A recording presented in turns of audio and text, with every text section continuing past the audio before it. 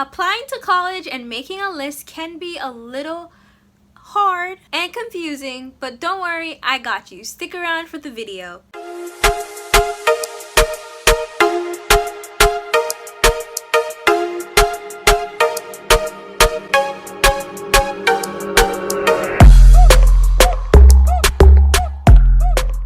What is up, everyone? Welcome back to my channel, Road to PhD. My name is Kimberly. I'm a rising senior at Howard University. I study nutrition and I minor in chemistry, and I plan on getting my PhD, so come on this journey with me. I am so excited to have you back here today. If you're new here, please go ahead and hit that subscribe button because it helps other people just like you find this video. And since you're there, might as well give it a like. This channel aims to inspire and encourage Black women in STEM from high school through college and to grad school. In this video, I'll be talking about what is a dream school, a read school, a target school, and a safety school, and where I applied to these schools and how many schools I applied to and all that stuff. And how to see where you should apply when it comes to looking at stats, how to personally categorize the schools you want to go to into those 3 buckets that I mentioned based on your stats. I applied to 8 universities and I got into all of them, and I want to help you understand the process.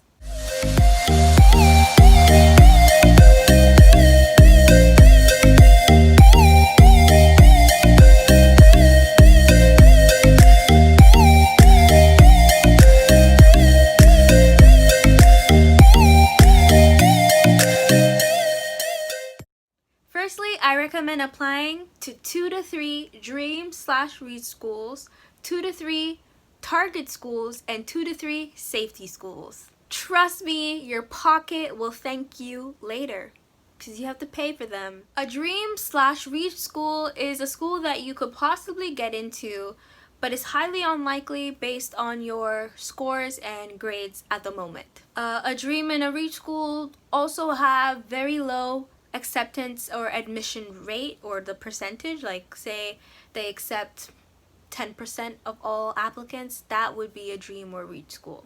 If you're looking at the school and you're thinking, I need a miracle, I need God to come out of the woodworks and do something for me, then that is a dream or read school. Another way to figure out if this is a dream or read school is if you ask yourself, if money wasn't an option, if money wasn't an obstacle, where would I like to go to school? Whatever the answer to that question is your dream school. So when I was applying, for me, my dream schools were Cornell University, the University of Pennsylvania, and Williams College. It is still 100% possible to get into these schools because you miss 100% of the shots that you don't take. So go ahead and apply anyway. Please, please, please don't count yourself out.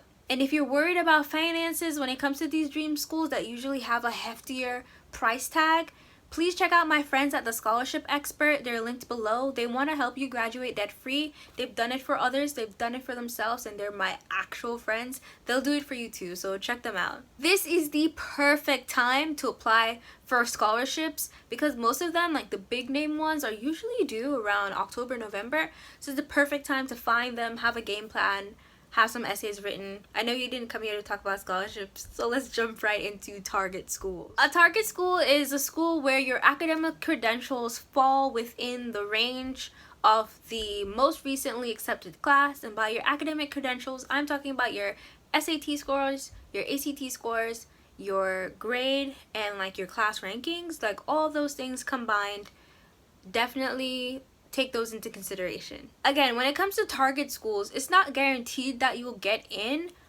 but there's a good chance that you will. Like, it's not an unreasonable expectation for yourself. Just in case I have one person out there or multiple people out there who don't understand what I mean, I'm gonna give you an example. Let's say you have a 1350 on your SAT. I know for some people in this upcoming 2020 application season, it's gonna be weird because I believe the SAT is being waived by some schools, so we're gonna just stick to that. So let's say you have a 1350 on your SAT score and you have a 3.6 GPA. So the University of Maryland at College Park's average SAT score so far, the most recent one that I have seen, is 1290 to 1470. Therefore, this would be a target school for you because you have the 1350. So you fall within that range. I did not look up the GPA for this. I'm sorry. So I hope that helps you understand. You can look up the stats, compare and contrast your most recent stats. If you do plan on retaking some of these tests in the upcoming school year, then I think you should reevaluate your list as well. So when I was applying to school, my target schools were Syracuse University, Howard University, and the University of Maryland at College Park. A safety school for you.